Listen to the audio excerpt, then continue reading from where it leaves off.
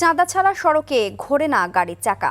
দেশে পরিবহন কোম্পানির নামে চলছে চাঁদাবাজির এই রমরমা ব্যবসা।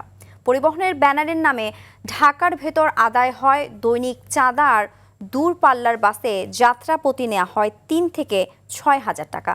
পরিবহন খাতে চাঁদার বিনিময়ে সড়কে এই গাড়ি চলাকে বলা হয় ম্যানেজ সিস্টেম। বাস মালিকদের অভিযোগ, চাঁদা না দিলেই নেমে আসে মামলার ঝড়। বিশেষজ্ঞরা বলছেন, পরিবহন সেক্টরের ঐক্যবদ্ধ চাঁদাবাজির জন্যই সড়কে নৈরাজ্য। মোহাম্মদ সাইমের রিপোর্টে বিস্তারিত।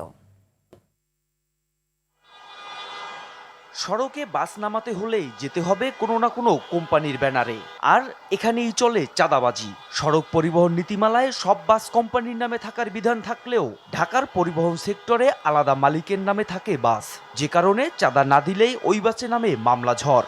মদনপুরে 650 টাকা চাঁদা নিচ্ছে, কাশপুরে 60 টাকা নিচ্ছে, স্টাফ কোয়ার্টার 100 টাকা নিচ্ছে, রামপুরা 40 টাকা। পরিবহন ব্যবসায় এই নৈরাজ্য পরিণত হয়েছে নিয়মে।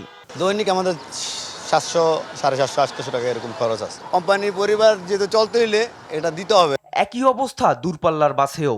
বিলাসবহুল এসব বাসে জিপি চাঁদার বিবরণ দিলেন কোম্পানির এই কর্মী।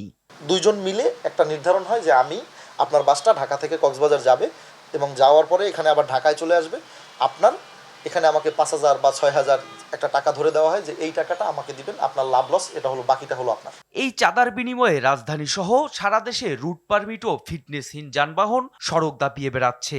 বিআরটি এর হিসেব বলছে, ঢাকায় মাত্র 3,445টি বাসের রুট পারমিট ও ফিটনেস সনদ থাকলেও সড়কে চলছে 10,000-এর বেশি। সড়কে এমন চাঁদাবাজি ও অনিয়মের চিত্র স্বীকার করে নিয়মে ফেরাতে সরকারের সঙ্গে কাজ করার কথা জানিয়েছেন সড়ক পরিবহন মালিক সমিতির মহাসচিব। যদি বিস্তার হয়, উন্নতি লাভ করে, এটাকে আবার নিয়ন্ত্রণে আনা কিন্তু কঠিন। ফিট হবে, আমরা এগুলো নিয়ে কিন্তু নানামুখী উদ্যোগ নিচ্ছি, সরকার নিচ্ছে, প্রধানমন্ত্রী চিন্তা করছে। তবে এ বিষয়ে একাধিকবার যোগাযোগ করেও ট্রাফিক বিভাগের মন্তব্য পাওয়া যায়নি। ক্যামেরায় কথা বলতে অস্বীকার জানায় সড়ক পরিবহন কর্তৃপক্ষ। পরিবহন খাতের এই অস্থিরতার জন্য ঐক্যবদ্ধ চাঁদাবাজিকে দায়ী করেছেন বিশেষজ্ঞরা। ব্যক্তিকেন্দ্রিক বা ব্যক্তি মালিকানায় যখন বাসগুলি চলবে, কেন রুট পারমিট তো আসলে একটা কোম্পানির নামে আছে। আপনার যদি রুট পারমিট না থাকে, আপনি যদি ওই রুটে ঢোকেন, সেই সুযোগটা কিন্তু ওই যে আমি বললাম একটা সিন্ডিকেট, এখানে একটা শক্তিশালী সিন্ডিকেট আছে, তারা কিন্তু সুযোগটা নেবে। কারণ আপনি তো রুট পারমিট নাই, আপনি এই রুটে বাস চালাচ্ছেন, তাহলে যারা আসলে ওই সিন্ডিকেটের মধ্যে আছে তারা কিন্তু আপনাকে ওই চাঁদা নিয়েই এখানে চালাতে দেবে। বিশেষজ্ঞরা বলছেন, গণপরিবহনকে চাঁদাবাজির ক্ষেত্র থেকে বের করে সেবা খাতে পরিণত করতে ন্যাশনাল বাস রুট ফ্রাঞ্চাইজি পদ্ধতি নেয়ার বিকল্প নেই। মোহাম্মদ সায়েম, RTV, ঢাকা।